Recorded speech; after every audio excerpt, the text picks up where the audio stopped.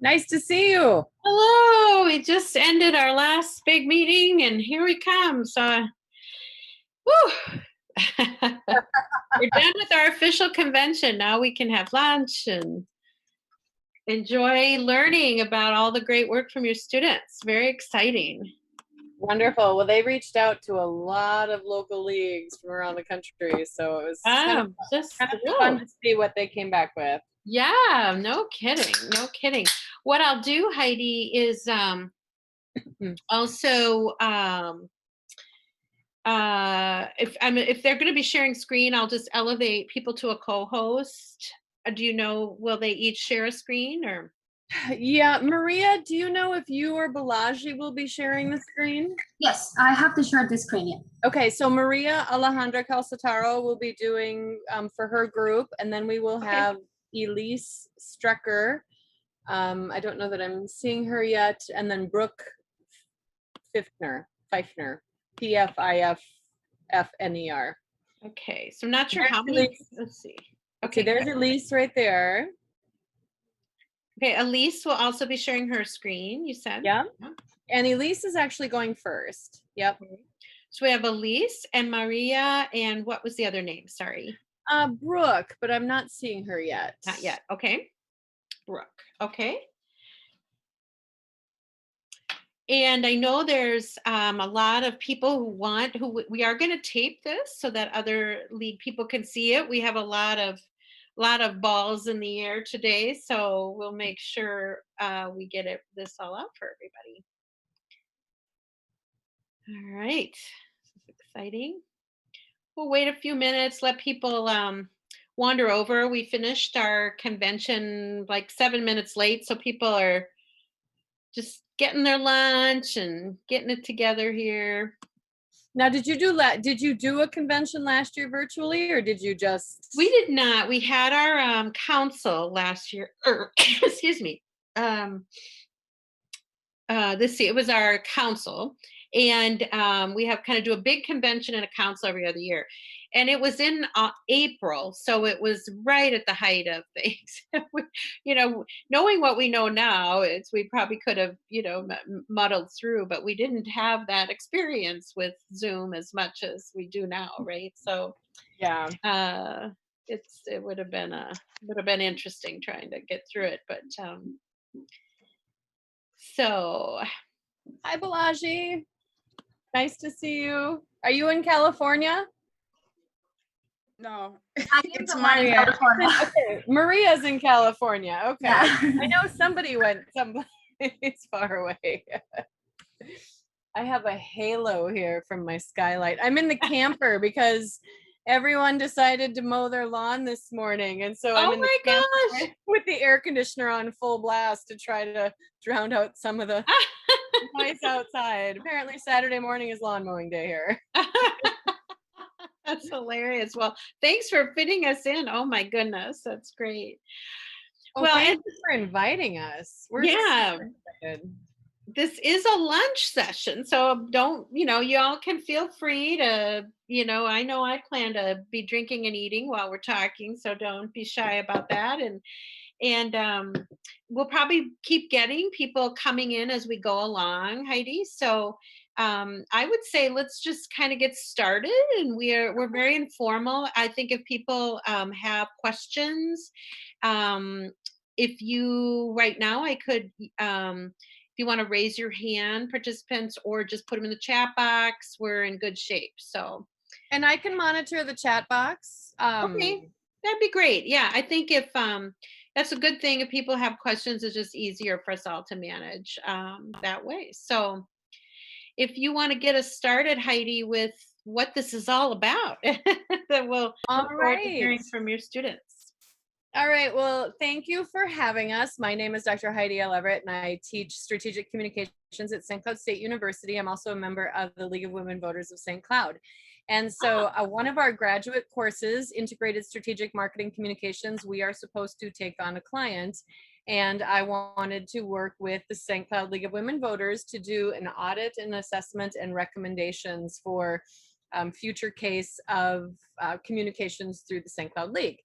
Now, as part of that, students who were enrolled in this graduate class, we had 2 simultaneous projects going on. We had the client support, which we were doing with the St. Cloud League, but then they also had to do a research project that would inform the work we were doing with the client. And so to that end, we had students reaching out to local leagues across the country to learn more about and it could have been anything. It could have been key issues in language and position statements. It could have been about recruitment activities, social media use, how their league has changed over the years. And so the 3 or 4 women who are going to be presenting to you today, because right now I'm still not seeing Brooke, but the 3 or 4 women who are going to be presenting today looked at Instagram use in Minnesota, and that will be Elise sharing that with you. Maria and Balaji tested messaging, and so they took existing messages that came from the national, local, and I think state league, and then they mocked up some of their own to see which messages resonated more with a younger audience. And then Brooke, who I hope will make it here still, she reached out to 35 local leagues across the country to find out what specific recruitment strategies they were doing for reaching younger audiences. And so what we'll do is, and I did have them significantly stripped down explaining the research methods so that they could just get to the meat of what they learned. And then hopefully if you have questions, then you can ask, and that might expand information that we share on the research methods or best practices or whatever. So I can monitor the chat. And with that, I am going to hand it over to Elise Strecker, who looked at Instagram messaging use in Minnesota specifically. Me, you are a co-host, so there you go. See, Okay, y'all are good. so just gonna slideshow here. So as Heidi said, we did work directly with the St. Cloud chapter, and while I was doing my personal work with them, I was really inspired by them really wanting a different, diverse age group. They were really lacking in that 18 to 29 year department, and so that's why I decided to take a look at Instagram as a recruitment tool for the League of the Women Voters in Minnesota. I decided to do this because Instagram is the 6th most visited website and is notably used by young adults aged 18 to 29. About 73% of the demographic claims that they visit Instagram every day, with over half claiming they visit the site or the app several times a day. So it's a very well-trafficked app.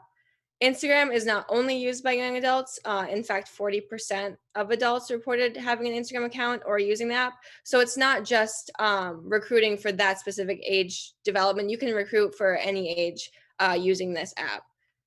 First, my study looked at all of the 35 local league chapters in Minnesota and then saw out the ones that did have an Instagram account. There was 9 of the 35 that had an active Instagram account.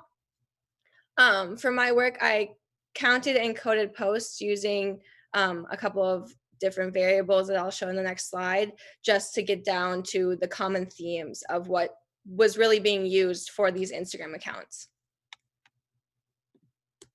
So through coding, I looked at the post frequency, the content type that was posted, keywords, whether it was in the caption or the hashtags, engagements, whether it's the likes, comments, follows of people you're following, links like the link tree in your bio, we would all show later, or their chapter page, which you can also put inside of your bio, the language that was frequently used, whether there was common words, common phrases, the purpose of the usage, and then the audience, which I targeted at 18 to 29. My common themes were national or state provided content, voter information, position statements, profiles, special event promotion, and special event coverage. And then those 3 highlighted were the top 3 common themes of what the Instagram accounts were using Instagram for. So some of the content, this was really to show what was being used for Instagram. So we have in 2017, the League of Women Voters in Dakota County posted this, which is perfect. It's an active post to push their meetings. And this is something that really can help you gain membership. If you're posting just out and blank out into the world that you are doing this meeting. It gives a chance to show where the meeting is at, what time it is, and anyone can come, and free and open to anyone with interest. Another super cool thing about Instagram is that you can actually bio tag your posts. So up in here, in the future, they could tag the Dakota County area or somewhere in Dakota County where the meeting was being held, the library, and then people in the explore page could see what's happening in their area. So that's even more driven content. Next, we have this ad post from the League of Women Voters in Minneapolis. This post I really liked because it's targeting that direct audience. It's really fun, it's bright, it's showing that our voice matters, it's really wanting to help people get involved. And then this specifically was a youth vote fundraising event, which I thought was a great event to start integrating the youth into the League of Women Voters and get them really acclimated with like political events. This also posts lots of hashtags, which is really good for engagement. And another thing is they always add the what time and where it will be. So this one was a Zoom invitation, which the link was then in the bio. Elise, can you explain why the link is in the bio? Yeah. Okay. So the link, and I have a post that's coming up too with a link tree. The link in the bio is really important because it's the first thing that people will see when they come to your profile. The first thing that they'll see when they come to your Instagram is your little bio, and in there it gives you an option to add your website, a link tree, which is something that you can put multiple links on if you have voter registration guides, you have a different Facebook page, you have a Twitter account, if you have a YouTube account. All of those links are safely and easily held and organized there so that people can get all of your vital information right from your Instagram account. Another thing that I thought was great was the League of Women Voters in St. Paul promoting their locally by highlighting their members. So by putting names to the faces, you're really putting out who you are and what you have to offer. I know a lot of people really like seeing, oh, there's these kind of people that are involved in this sort of thing. It also highlights a little screenshot, a little snippet of their newsletter. It is blurred out, so that gives people incentive to, oh, I want to go read their newsletter, where that is also linked in their bio. They also put it in their caption on just the variable of their caption. Putting that in both locations gives it two opportunities to be seen. Here is one of the link trees that I was talking about. So if you were to click that link, this is just a screenshot, so I can't click the link. But if you were to click that link, it would then bring up a little page of organized links showing you this would be the Facebook page, this would be the Instagram page, this would be anything that they have. And then another thing that's really great about Instagram and the League of Women Voters, Anoka, Blaine, Coon Rapids, is doing these little highlight reels.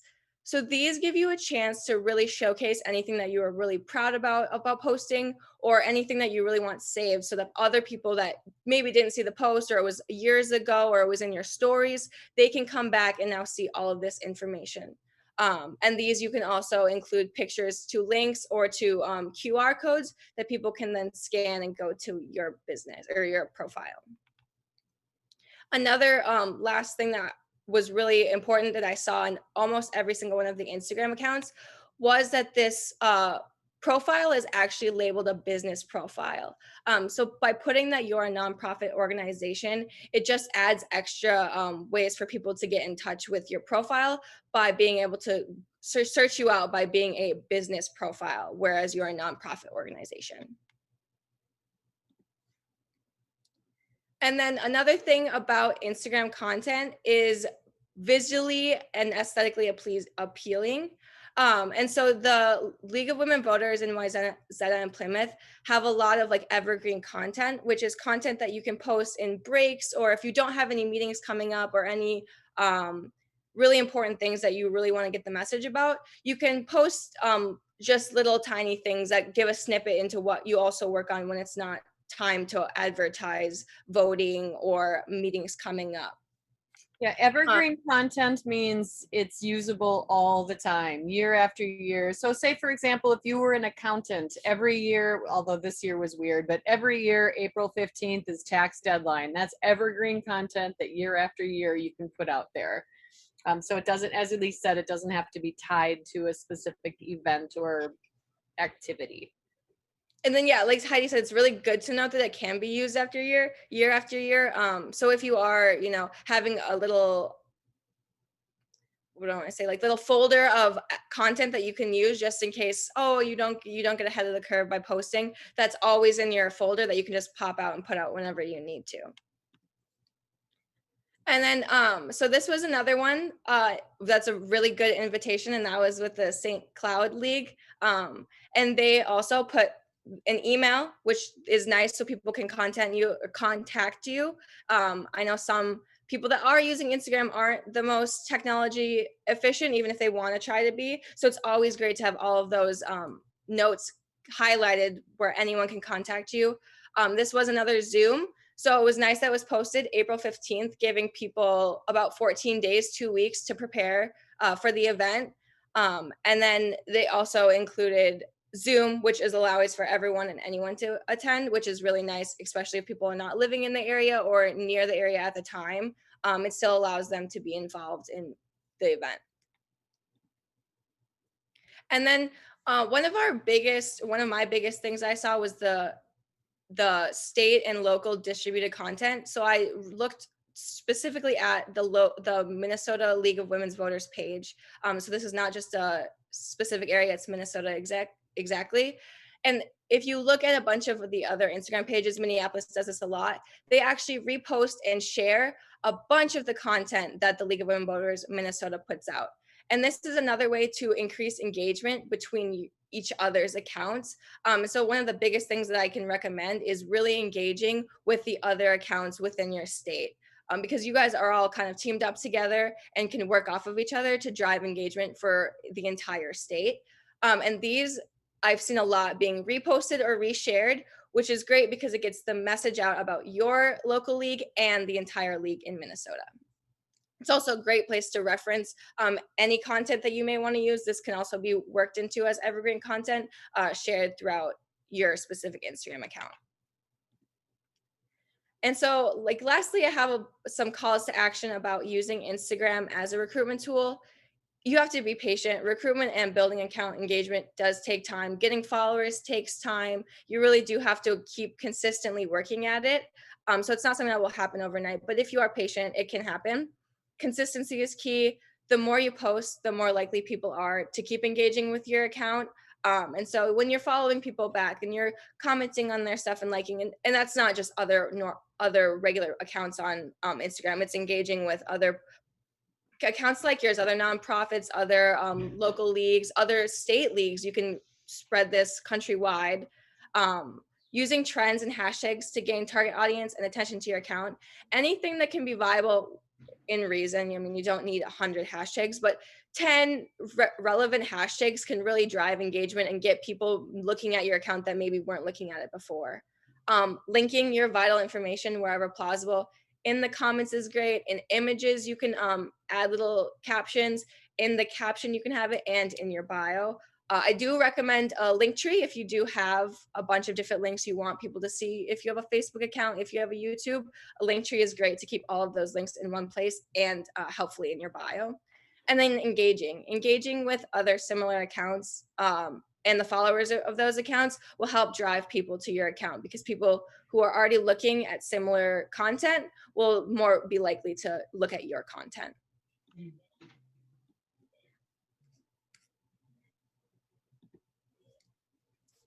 Elise, when you looked, now there were 35 Minnesota local leagues that you looked at, and only 9 of them had Instagram accounts, but of those 9, only a handful used them regularly, correct? About 5, yes.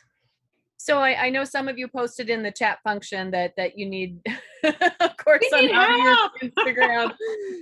That is not uncommon. So you are not alone, but it is definitely a space. It's a highly visual space, which I know Maria's group, Maria and Balaji, are going to get to in a second. I just want to give a shout out to Linda Koshavar and Geraldine Peterson, who are here because they're from our St. Cloud League, and I know they sat through. They heard from all 10 of my students, and we sat through some training as well. But they were wonderful. So what questions do you have for Elise? Elise, I have a question. It's pretty basic, but how you were talking about reposting other leagues' posts on Instagram. I have only been able to figure out how reposting them by putting them in my story. How can I repost it as a post instead of in my story? So it depends on the type of accounts. Some accounts that are private, they may have that setting turned off. So it will vary on whether you're able to or not, but you should be able to go to the specific picture and then click 3 dots and then repost to account. If that doesn't work, another great option, and I always say this, especially if it's an account that you can repost from, you can simply take a screenshot of the picture on Instagram, crop it down and post it. It still has all of their information in it.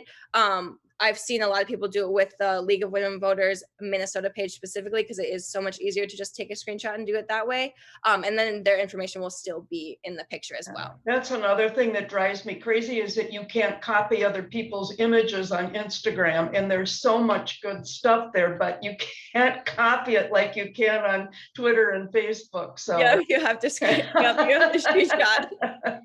Okay, thank you. Yeah.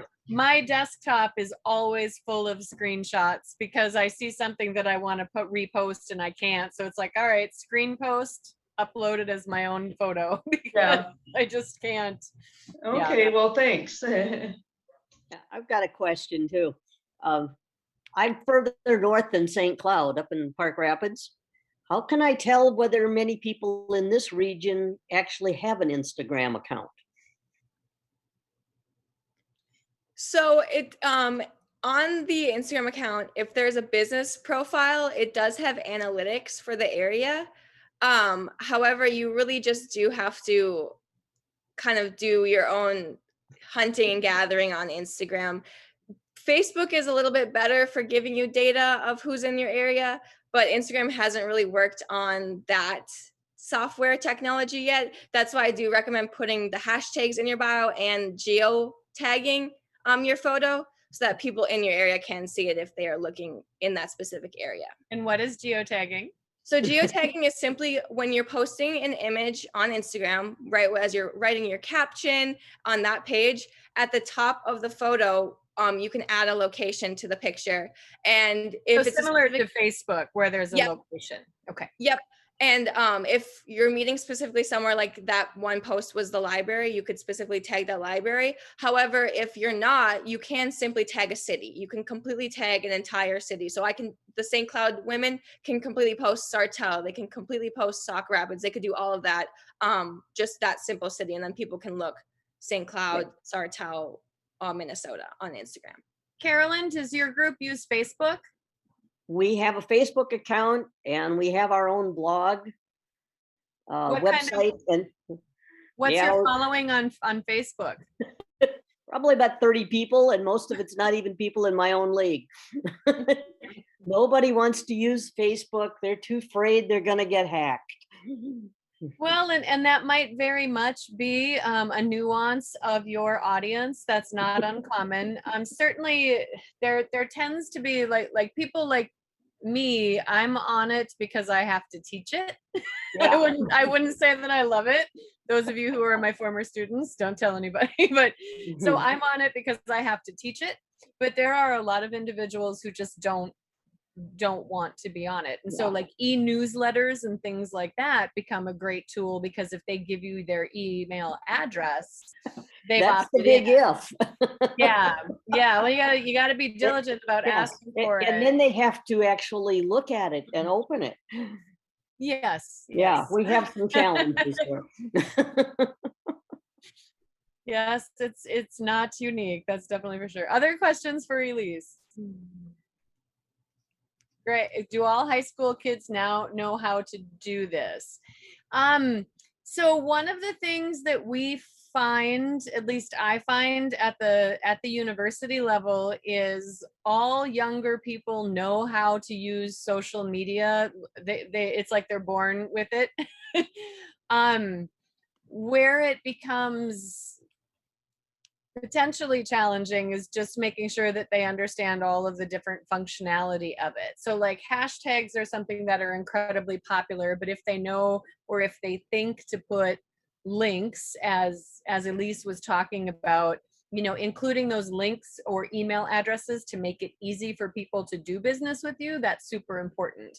You can have an awesome post that gets, you know, likes and shares and comments, but then if people don't take the next step to find out more about you, you're not making progress. So yeah, you could, and actually that question about reaching out to high school kids and college students, that's something that Brooke is going to go over when she does her presentation, because the different leagues that she reached out to around the country had some interesting tactics that they did to get young people doing the work, and then hopefully getting younger people into the organization who are comfortable with that technology so that they can just take it and run with it.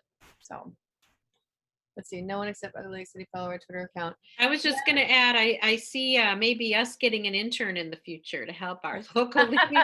Oh, we would love that if Yeah. you, yeah, these it would be great, because we do have a lot of good state content, but I mean, if we could help our local leagues get accounts set up and have a system, a calendar, right? We try to encourage people to have a scheduled thing, and that's a nice other job that somebody can do, is schedule posts. And so yeah, that follow up with that, Heidi. Yeah, that was one of the things we had a huge brainstorming with the St. Cloud League to just talk about, you know, what are the calendar events that you know are going to happen, right? And then what are, like, you know, elections and primaries and things like that, and then what are the things that the league does every year, put those in there, and then backfill, what can we talk about in terms of policy, or if it's like Juneteenth, you know, what information do you want to share about Juneteenth, and doing things that are current and relevant. So, all right, so we will move on here to Maria and Balaji, and what they did was actually tested messaging. And it wasn't necessarily specific to Facebook or Instagram, but it was more social media imagery, correct? Maria and Balaji? Okay, perfect. Yes. Okay, so Maria and Balaji, go ahead and take it away. All right, give me 1 second. I'm going to share my screen. And these two just graduated from our master's program, and so we got to do their hooding ceremony a few weeks ago, and now they are on to new things. Okay, can you all see my screen now? Perfect, so we're going to just go with it.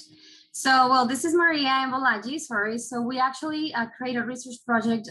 We want to, like Heidi just specified, we wanted to compare the effectiveness of social media messaging as a tool for recruiting younger members into the League of Women Voters, and specifically in St. Cloud area. So these are some of the things we'll be talking about: the importance of social media engagement, our methods and survey, our results, then recommendations and conclusion. So, social media as a recruitment tool for advocacy group, we wanted to understand if the youth have ever been involved in matters of advocacy in the past. And we found out that research indicates that students have always been digital natives, and now they use social media platforms for educational purposes, as well as matters of civic engagement. The informational use of social media is also significant and positive towards individuals' activities aimed at matters of civic and political action. We also found out that social media can augment organizers' existing strategies for communicating about public issues, building relationships and collaborations with supporters, and encouraging greater involvement. So this formed our premise for our findings, to discover that the youth have actually been involved in matters of advocacy in the past, which Maria will talk about. Yes, so now that we know that advocacy groups were really interested in social media, we wanted to understand, okay, so we know that they're interested, what are the best practices for content creation that we can use? And then we came up with these specific things that are really important, and we believe that the league in general can just implement. So social media engagement is super important. We find out that developing meaningful relationships with the audience and the public is really important. Analyzing social media engagement, like what can we do to create awareness? What are we putting in our messages? Are we just trying to create the right strategy to the right people? So these are some of the questions that we came up to. Understanding your audience is another best practices for content creation. So why am I sharing on social media? Who am I talking to? What are my audiences? Where I can find these audiences? Why do I want to be sharing with them? What type of information I want to share with them? Am I using the right platform or should I be in all platforms? So these are some questions that it's actually very important to understand and analyze to find out what can the league do better. And finally, and the most important thing is telling a story with your content, using elements that can connect your audience to the organizations like goals, objectives, values, mission, and vision and statements, some things that people will feel connected to and will be more willing to follow you because you are telling them what you stand for. And then after analyzing this, we came up with our research project, and it was like the methods. We started developing a questionnaire that contained 17 questions, and it was divided in 4 sections. So the first section was social media use. We wanted to understand what is your social media preferred social media platform. How many hours do you spend in your social media platform? What attracts you in a post? And then the other section of the survey was advocacy group interest. So how are you likely to join a non-partisan advocacy group on your social media? What are the factors that you consider essential to join this type of organization? The third section, and perhaps the most important of our sections, is that we create comparison between the original images of the League of Women Voters versus our own mockups that we created. And we wanted to compare it with just minor changes, with the changes that we just see for best practices. More people will be willing to be part of the league. And then the final section is wanted to know if actually people know about the League of Women Voters. Do they follow other type of organizations like this? Do they know what it is? And then after having the results and everything, I want to show you the third section, which I want to show you was the original picture versus our mockups.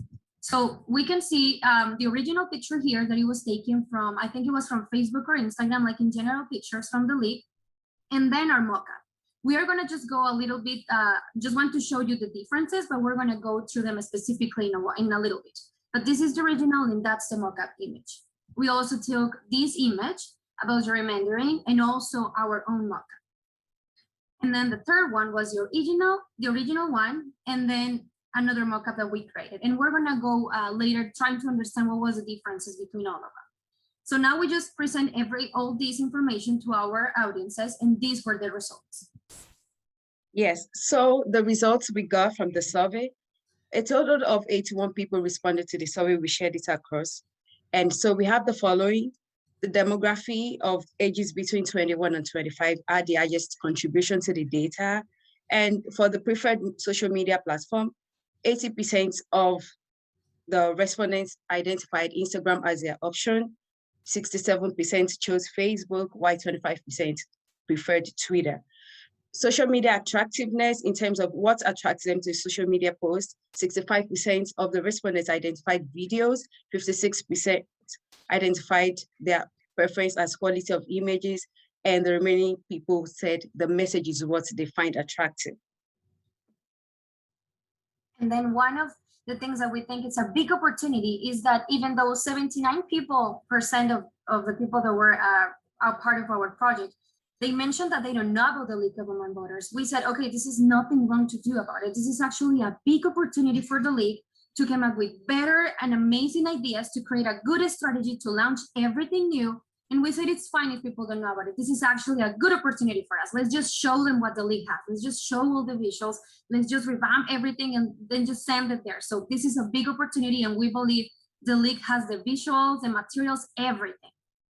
And then now we want to focus and a little bit more in detail what in our third section of the research project, which is our main part here. So like Maria rightly mentioned, the message effectiveness was the most important part of our findings, because we wanted to understand what attracts people and how effective are our messages.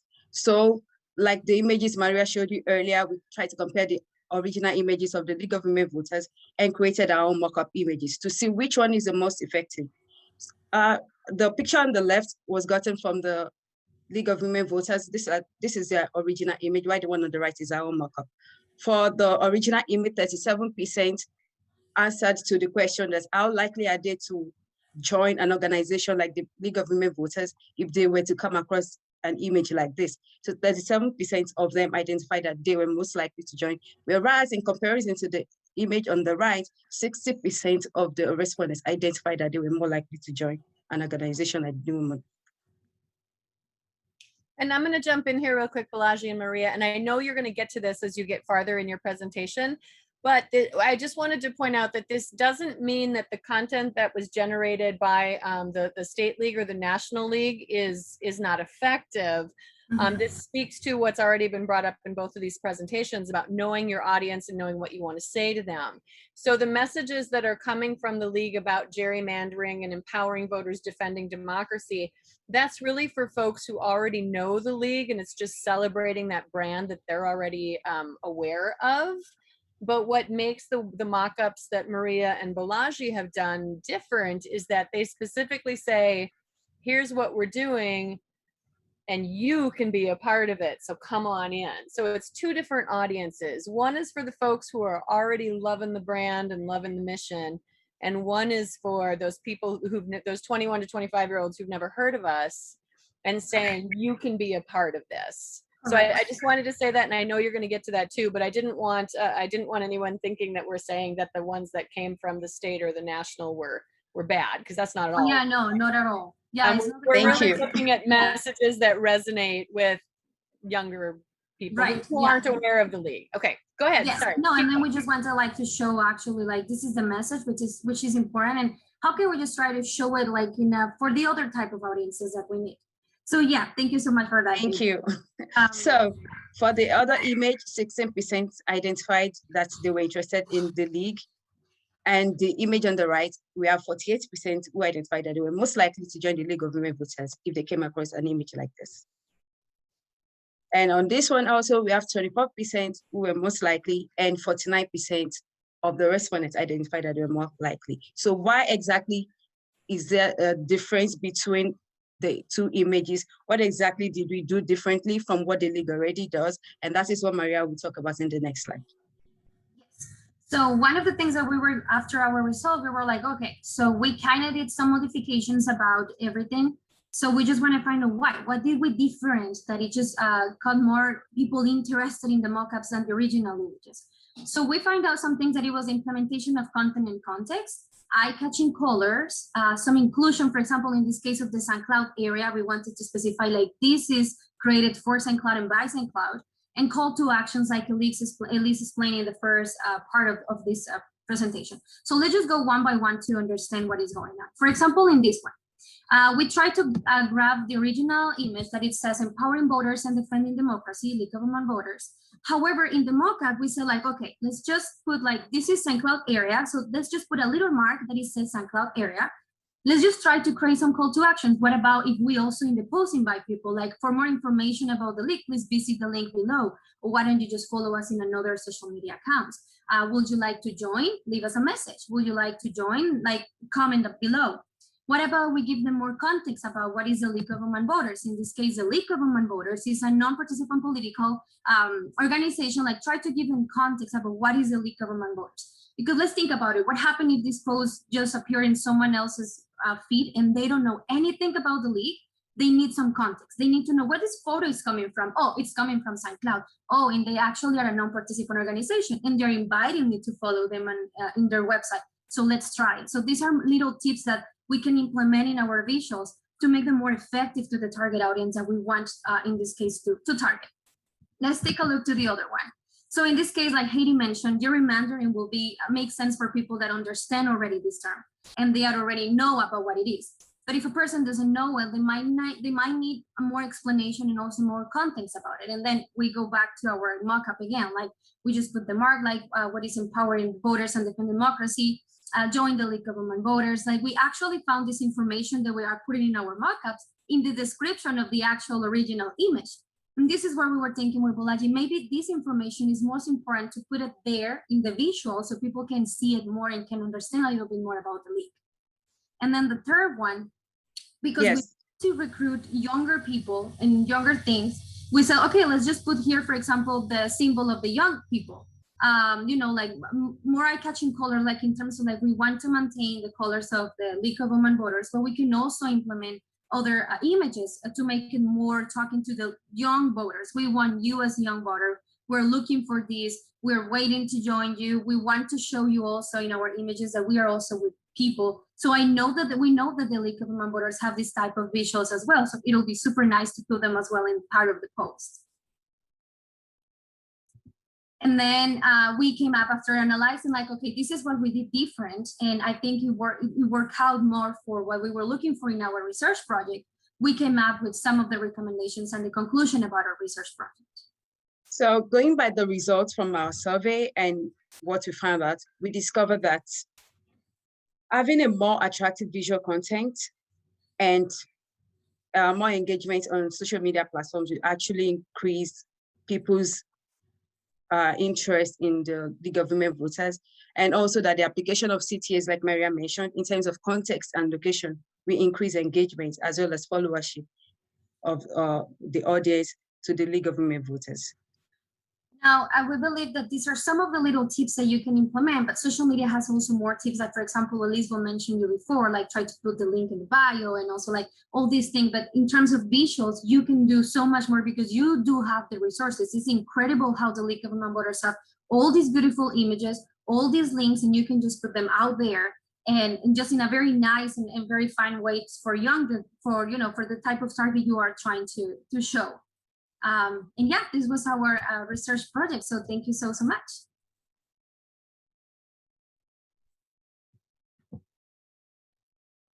And I knew you were going to be getting to that part about the effectiveness of the calls to action and thing, but I just wanted to make sure that I threw that out there because we weren't saying that the other stuff, it was just you've got different audiences, different messages. So any questions for Maria or Balaji? Such good information. I love it. They learned more than they probably ever planned on learning about the League of Women Voters. And I think in total, if I'm thinking back to all of the students, I think we reached out to like over 200 leagues around the country. It was a good experience. So yeah, I mean, the big takeaway from Maria and Balaji is that, you know, not all content works for each audience. You know, particularly like the couple of samples that they showed that they mocked up, it was really about people who know about who we are and what we do, and people who don't know about us, and we want to get them engaged and excited. And that call to action piece is so important. How do we change our image library? Is there a standard image library that the League of Women Voters Minnesota has? We don't have a standard one. We certainly have access to images. I think that would be, you know, I do think what you're showing and what we can do very easily for people like Carolyn. Well, first of all, we'll help you. We can help leagues get Instagram accounts set up.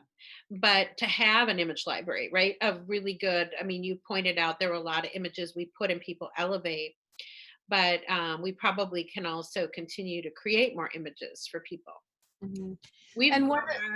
Just by when in the last couple of years, our communications director, she we had maybe, I don't know, under 100 followers when she took over, and then she just started putting content. You know, now we're over 700 followers. So, you know, it catches on, right? Yeah, that's exciting. Yeah, and I know one of the Peggy, you asked about getting images. Maria, Balaji, and I think it was Brooke worked with some of the members of the St. Cloud League to teach them how to use Canva. And within Canva, which is a free, easy to use design platform, there are actual templates in there that automatically size for Facebook or Instagram, you know, whichever social media you work with. And I know the women here have been talking largely about Instagram, but really these practices apply to all social media accounts. And it doesn't necessarily mean you need to be on all of them. Get one of them down and then add another one. Certainly, but Canva is something that Maria and Balaji and Brooke worked with. I know, I think for sure Linda was on that training session. So, okay, Awesome. And actually, before I forget, Maria and Balaji, Brooke, and Elise, Michelle asked if we could have the slide deck. So if you could email those to me, because I know you've updated them significantly from what you presented in class, that would be spectacular. Thank you. All right. So last but not least, we have Brooke. And she reached out to leagues across the country to learn more about their specific recruitment strategies, both on social media as well as off social media for recruiting younger audiences. So Brooke, welcome, and you can go ahead and take it away. Okay. I was having Wi-Fi issues, so if I'm having more issues while I'm presenting, just let me know and I'll happily share it because she has my presentation too. So I was struggling this morning, but. Well, you missed me say that I'm sitting in my camper in my driveway because every neighbor decided to mow the lawn today. So so I cranked on the air conditioning so I had noise. Yeah, I am at my cabin. So I'm at my neighbor's house who actually have Wi-Fi because the hotspot wasn't working. So, so I am Brooke. Like Heidi said, I'll be looking at the recruitment efforts by leagues around the country. So I'll cover my research overview, survey responses, some of the example work that I did with the St. Cloud League, and then my conclusion. So of the leagues contacted, I have them listed here in yellow. I was looking for leagues particularly closer in population to St. Cloud, which is around 68,000. So my leagues that I reached out to range from 47 to 99,000, and then across the whole country. So during my survey, though, I was only responded to from 6 people. So that was kind of a bummer, but the information I got from them was good. So, all right, so my survey responses, looking at the first one, I was just looking at demographic questions. So I wanted to look at the age, gender, and race of the demographics from the leagues. So most responses were mostly white and largely over 50, and of the 6 leagues had a total of 28 men, and that came from like a few leagues had more than most had none. So I was pretty surprised with that. And then I was looking at social media. So for Twitter, I was just looking at, do you have an account and do you use it? So I had 4 respond with yes, they have an account, and 2 with no, but then 4 responses of no posts. And then 1 to 10 times per month, I had 2 responses. Same thing for Facebook. Do you have an account? And all responded with yes, but how often they post on it monthly ranged quite a bit. So 1 to 10 times per month was 3 responses, and then 11 to 21, 21 to 31, and 30 or more was 1 response. Instagram use, I had 5 yeses and no 1, but everyone said that they don't post on it at all. So then recruitment strategies, I've just listed them here from the responses that I got, and then I'll talk about them a little bit more. So one that I found was interesting was a Founders Day celebration. It's hosted monthly, and they just look to celebrate their league and all their members that are involved, just to keep everyone kind of involved in the group. And then every 5th Tuesday, another group has an open social for members and prospective members, so you can bring your friends to kind of see what the league is all about and just get a feel for everything. Another one was in Minnesota, established a racial justice action committee that focused more on the social media communications and what is going on in the world or in our worlds right now. And they have found a lot of success from it and gained a ton of members, which was very interesting to me, especially with everything going on right now. Another group is really focused on local university students. And so they've been working with them to get an organization, a student organization approved, and work with them to do voter registration and just work on gaining those younger members. Continuing, I've got membership flyer for students on display. As much as everyone thinks that we don't look at them, you know, when you're standing in the elevator waiting for your next class, it is super beneficial to have those flyers out because we get bored of staring at our phones and we're going to look at the posters on the wall. And then listing events and activities in local paper and on web pages, social media, and then word of mouth from members. But from what I've seen, networking by younger members has been the most successful. Just trying to get a wide variety. And obviously there's a lot of students that are very proud of their beliefs and want to voice them, which would be a great addition to all leagues. So looking at my local example then, I listed, so the importance of social media. So your presence on it, posting content that's related to your league, your community, and the National League, and being up to date with those. So the more you post, the better, because the more likes and comments that you're getting, it's going to create the algorithm on people's accounts. So they're going to see your content more. They're going to see the National League's content more and just start to see it more. And that helps your name get out there and more shares. So for contacting younger members, I listed all of the schools that are around the St. Cloud area. So the top 5 are all the high schools that they could contact. And then the bottom 3 are all the colleges that are surrounding St. Cloud. So for high schools, I remember having tables at my lunch all the time and people coming in to talk. So I think it would be a great idea for a table to be brought in and try and get high school seniors registered to vote and just more information for them, because I know when I was growing up in high school, I felt like I had no clue about any of it. So I think that would be beneficial. And then for colleges, I also, oh, okay, here's this. So for colleges too, one example from University of Alabama was Own Your Vote, is what they call their meeting, and it's learning how to read a ballot, register to vote, and submit an absentee ballot. But they said the key word to this is listing the event as free, because a lot of college students don't want to come to events if they think it might cost them something because they don't have money. So they have found a lot of success in making sure, you know, they're teaching students how to actually read the ballot, how to fill it out, and then most importantly, the absentee ballots, because there are so many students that are from out of state and just don't vote because they don't even know how to get registered.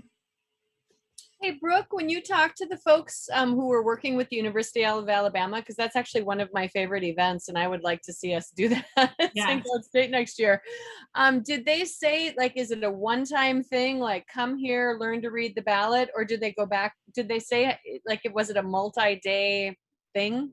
So they are also the one that has the student organization that's listed on the website. And so they, I'm going to assume, have it more than once or more than one date. And have you got to that already? Did you already talk about that? I briefly talked about it, yeah. Okay, so keep reiterating, because that was another amazing one. Yes, so what I listed here was just club examples from St. Cloud State University. So on the right here, I've got all the clubs that, not all of them, the ones that I found would be the best opportunity for the League of Women Voters to go speak at. So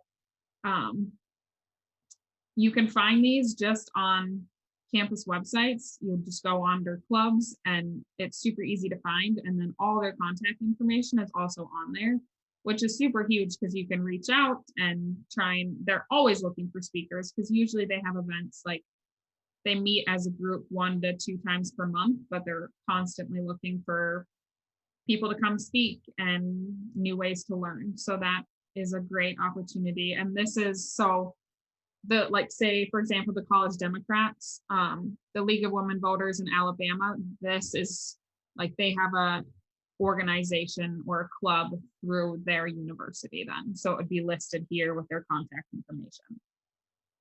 Another great opportunity, I put Main Street for St. Cloud. So it's just a day where all the clubs have a table out right in the middle of campus, and you can go and just kind of walk around, see what all the clubs are about, which would be another great opportunity to get your name out there.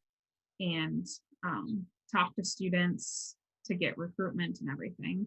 And then welcome week for freshman students, being a sponsor for that, or again, hosting a booth during their welcome week, just puts your name out there and gets people curious. So my conclusion, I have recruitment is very successful when the time is invested.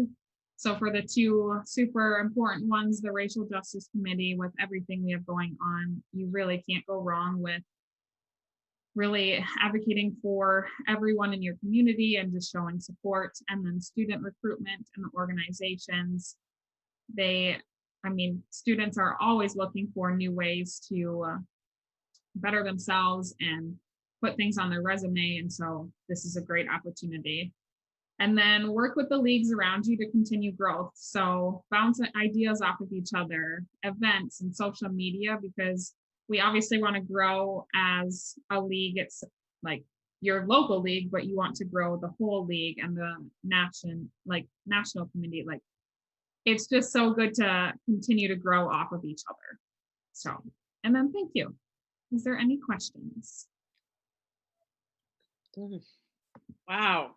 Well, I wanted to say about your research that, so one of the things when Carolyn White was talking about, people are afraid of being hacked. So there are people who, I would get these emails periodically from other states where they're like, is this legitimate? They're asking us these questions. I'm like, just answer the question. How hard is that? So I think it's just a sort of a, little demographic of league members wondering, is this right? Who are these people? So it's maybe why you didn't get as much response, but this information is just so amazingly helpful. And well, and one of the things that I think about, even with the work that Brooke came back with, is you don't necessarily need to do all the work yourself as the league, because like even high schools have student government.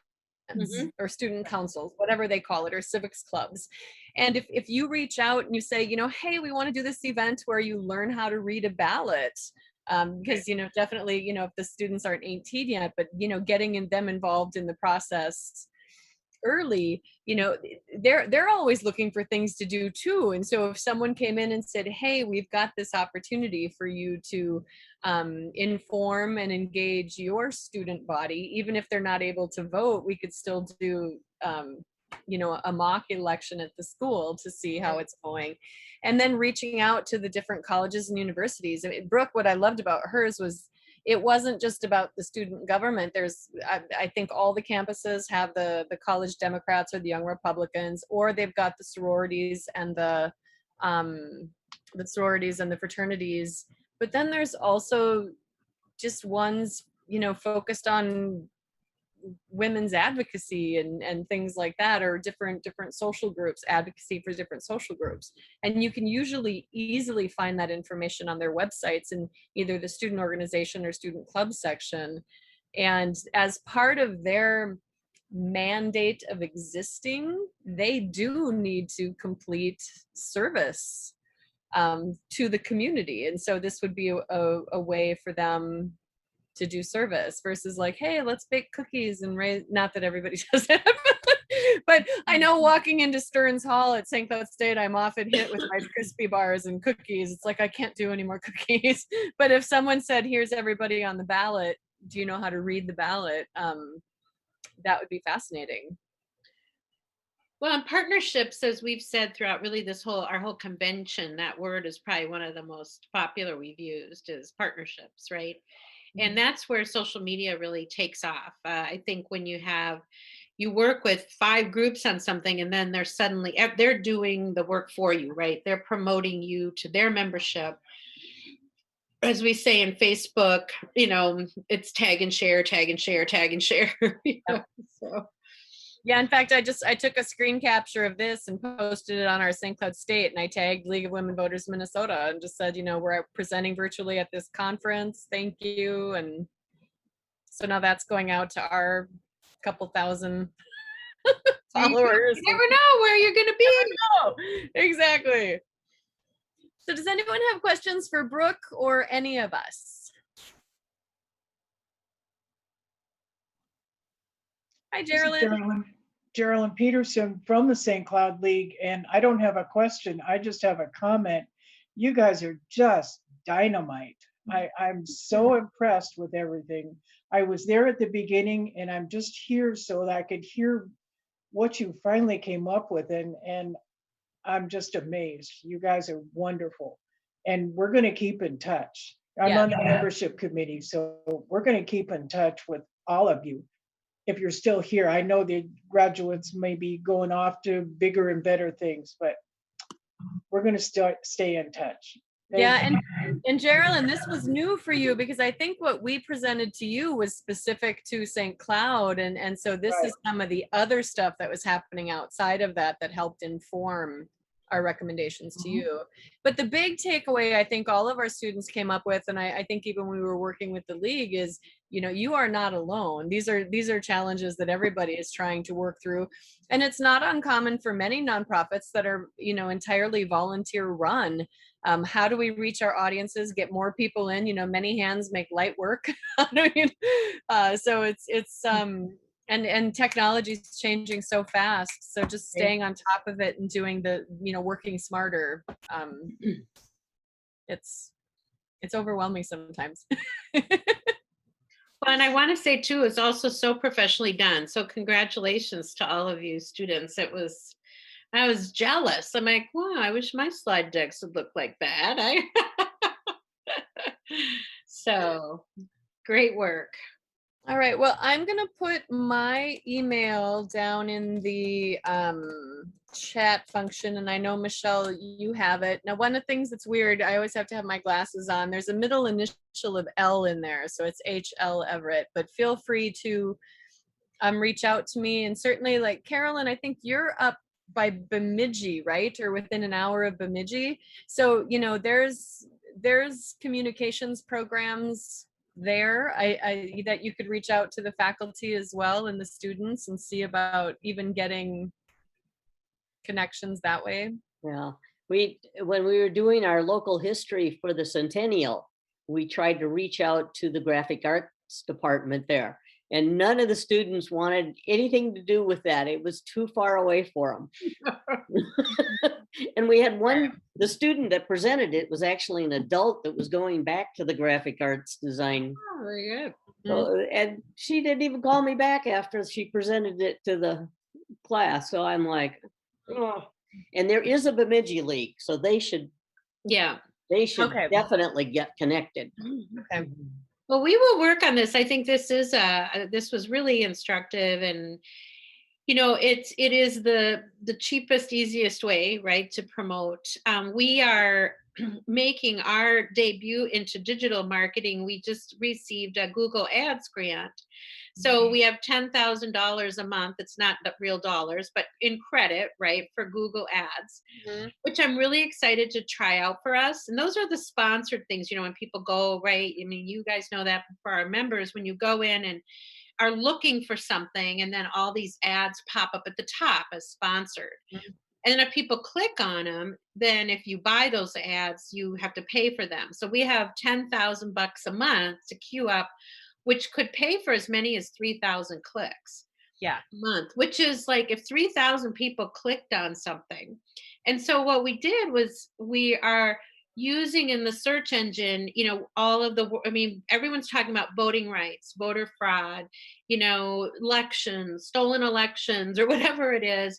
We're just going to try a bunch of messaging, and then we're going to supplement that with the pop-up ads, because, you know, I do think, you know how it is, you search for a refrigerator and then all of a sudden all your social media follows you ads.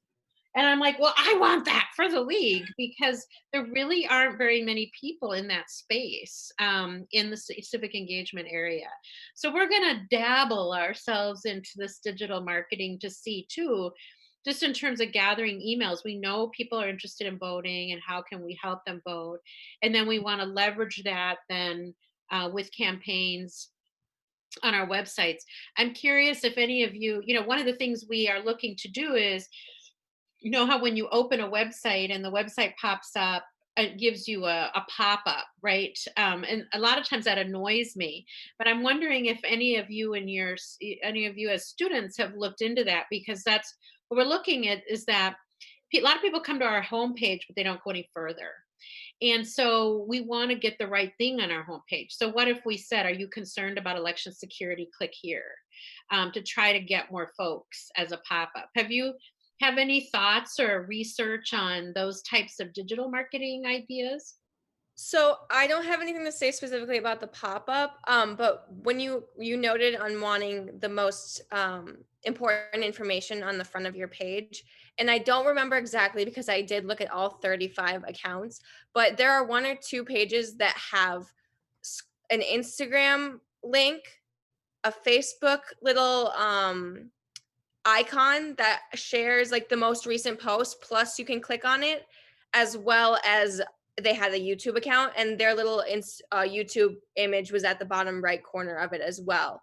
So they had the newsletter of just the basic information, and then along the sides they had almost pop-up features like you're talking about, but with their other information. Great. So from a personal point of view, when I was working, I'm working with a company, what we used to do is I would give people a little bit of time to understand what the page is, right? They just read about it a little bit. And then, like Elise said, just not immediately, like just like the pop-up appears to you, like, what are you interested to? But after like probably 1 minute, 2 minutes, like people are reading about it, then the pop-ups appears in the side. So people can select and decide like, oh, well, now that I read about it, I want to click here, I want to click here, I want to click here. And there's a lot of studies that actually said that this is very helpful. Some people are like quick in terms of, I know what I want, I saw this, I click here, I go there. Whereas other people are just trying to take their time to figure it out, what they want, what they don't know. So it's really good to give them a little bit of time. And then after that, just like, this is a pop-up. And if you're interested, go here, click here. It is like a tree, like you go here and then there's positive things about it. So yeah, I mean, it's a really good option that I think it'll work as well for you guys. Yeah. Well, and one of the single best things you could probably do with the pop-up is on the bottom of your website, you've got subscribe to communications, but you have to scroll on the, you've got to scroll. So if that were, as Maria said, so have the social media buttons up top, like Elise said, but then when the pop-up comes up, it's like, stay in the know on the latest election, registering to vote, like put some of those key issues in there, and then get their e-newsletter or their email address. And then once you have them, you've got that ongoing free communication, and hopefully you can see what they're clicking on, that they're interested in, and that sort of thing. Yeah, love it. Yeah. Well, thank you again so much. Any other final questions before we wrap up?